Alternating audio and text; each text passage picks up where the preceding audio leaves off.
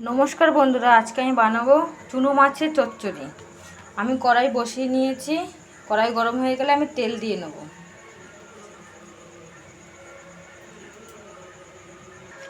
প্রথমে আমি চুনো মাছগুলোকে নুন হলুদ দিয়ে মাখিয়ে রেখেছি। এবারে তেল গরম হয়ে গেছে, তেলের মধ্যে দিয়ে দেবো।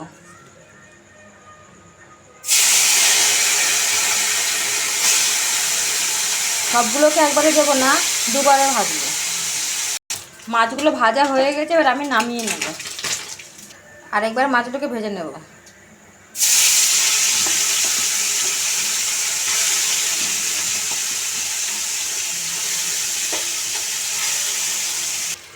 বাকি মাছগুলো ভাজা হয়ে গেছে, এগুলো নামিয়ে নেব এক পাত্রে।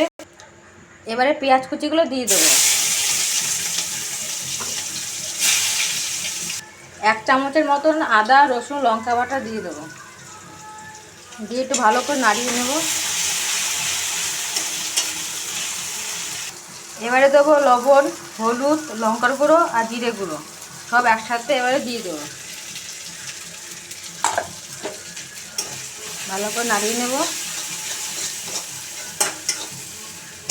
টমেটো কুচিটা এবার দিয়ে দেবো, দিয়ে ভালো করে কষাবো মশলাগুলো।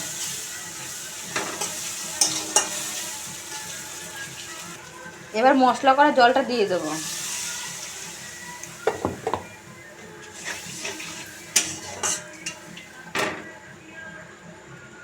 ঝোলটা ফুটছে, এবার আমি মাছগুলো দিয়ে দেবো।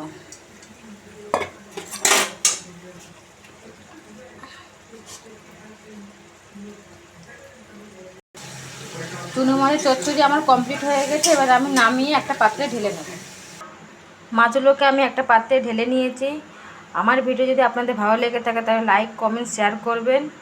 আর এরকম ভিডিও দেখতে হলে আমার চ্যানেলটিকে সাবস্ক্রাইব করবেন। Bye bye.